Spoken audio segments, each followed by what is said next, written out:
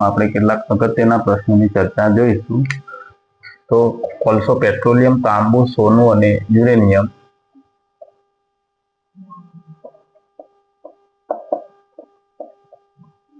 વિરલ સંસાધન છે।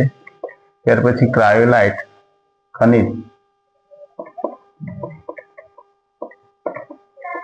એકલ સંસાધન છે, તે માત્ર ગ્રીનલેન્ડમાંથી જ મળે છે। ભારતની જમીનના પ્રકાર 8 છે। ત્યાર પછી કઈ જમીનમાં પોટાશ, ફોસ્ફરિક એસિડ અને ચૂનાનું પ્રમાણ એ વધુ જોવા મળે છે? તો કોપની જમીનમાં।